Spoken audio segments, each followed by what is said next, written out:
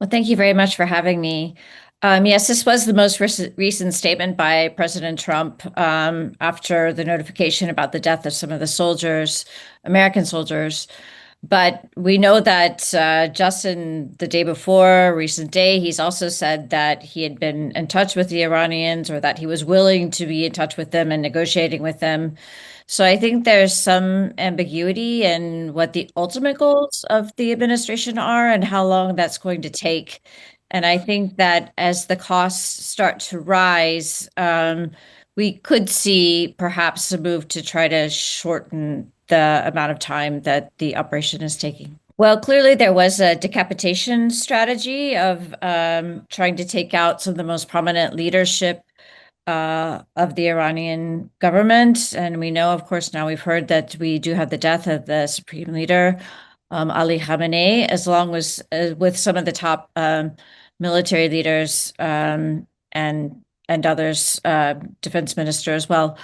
But so I guess in that sense, that part of the operation has been going well. We know that they've been targeting a number of other military and missile sites.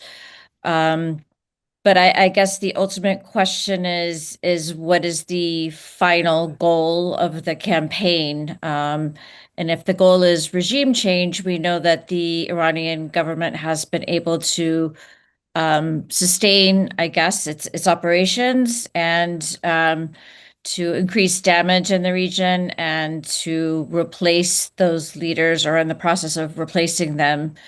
So, yeah, it's still, I guess I would say it's still very early to know.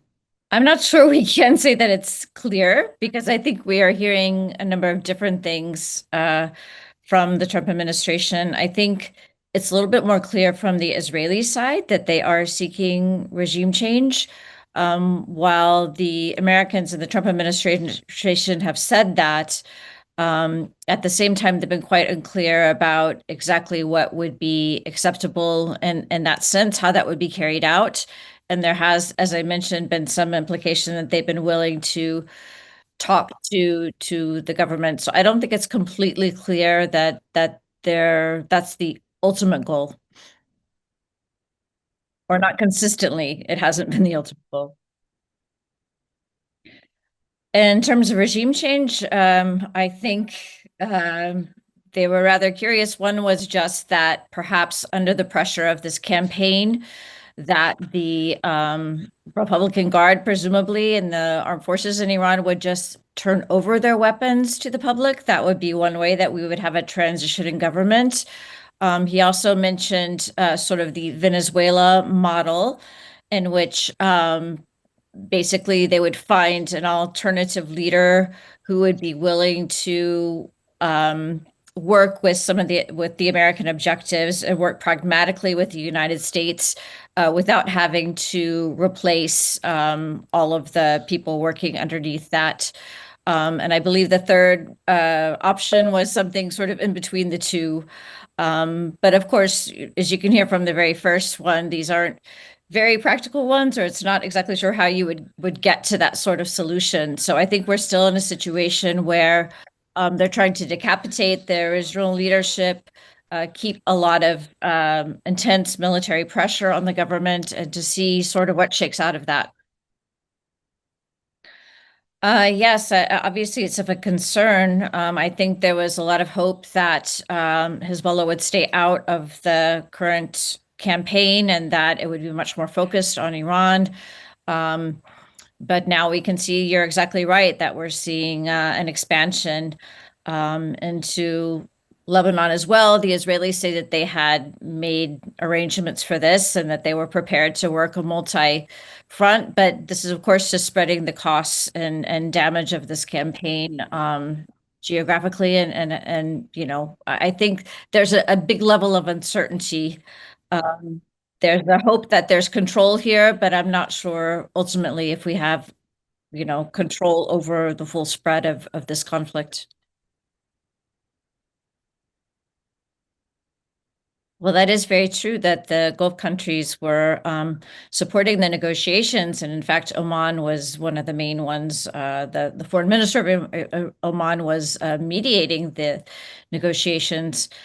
even at the time when the attacks took place. I think for Iran, they said from the start that that the American bases in these countries would be targets. But of course, they've gone beyond that now to hit civilian infrastructure, including the airports, also hitting closing the Straits of Hormuz or increasing the cost of transport. So I think it's just a strategy of increasing the cost to these states and to those who support them. This will affect oil prices. It's going to affect transport, global transport.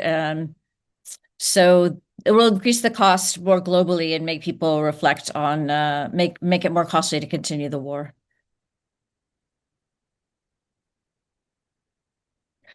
Well, I think we've already seen oil prices go up about 10, 13% so far. I think it's sort of a sustainable situation if it takes place for a couple of days, but if it goes on for longer than that, then certainly many of these oil states cannot get their products out to the market, and we'll see much larger impacts on the market. And if this isn't really sustainable for over a week or so, then we're going to see a large amount of disruption. So yeah, I think it's definitely a huge concern. Yes, I'm sure that's the case, but I think probably the Iranian government right now is feels that it's under an existential threat, and so they're striking out in many ways that, as you mentioned, are damaging even some of their allies. We know even the foreign minister made the quite incredible confession that they don't have full, basically, control over all of the different strikes that they're making. That they've have now a decentralized sort of decision making, so that different generals are making some of these decisions. So obviously, this is another big concern that we don't have kind of a centralized command and control anymore. And this is some of the chaos that you see in war. Well, it's an excellent question. I know what the Americans have said is that that they were requiring that there be um, no processing of nuclear fuel on Iranian territory, and that the Iranians weren't prepared to give that up 100%. But of course, the Americans also spoke of other objectives, including the missile programs and as well as the Iranian support for proxies. My understanding is that that wasn't really part of this initial negotiation, but at least what the Americans have said is that they didn't feel like the Iranians were going to come to a suitable, um, yeah, close to those negotiations. Um, that's what the stated reason was. But of course, this is another situation where we've had negotiations disrupted by a war in the midst of the negotiations.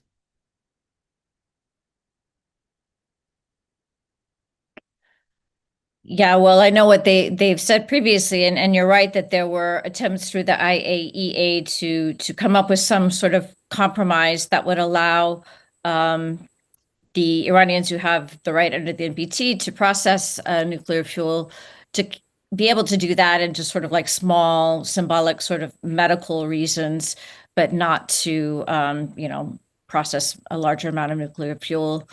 I think for the Iranians, of course, they felt that that was their right under the NPT treaty and that they didn't want to give up at least that. We don't know if they could have come to some compromise, that sort of compromise that was being attempted through the IAEA or not. I believe they've also stated their support for the countries of the region and for the United States. I don't think it's clear yet whether they're going to actually put their military or if that's needed, but I'm sure that they will be looking for some ways to support, especially their Gulf partners that are under um, attack right now. And in fact, the Gulf countries are bearing probably some of the largest burdens of this war so far, given their proximity to Iran. In addition to Kurdistan, I guess we could mention as well. Um, well, you said, oh, the Iran or Israel, or the United States. Well, I mean, I think it depends what you're trying to get out of this war. And I think for all of us, we're hoping that we come out of it with a situation of greater stability in the region. I don't think we have a clear pathway to that for any of the three parties in the conflict right now. So I would expect we need a bit more clarity. And I think any sort of outcome is going to require at the end some sort of negotiation to achieve that goal of a greater stability, I guess, for the region. That's what I would say.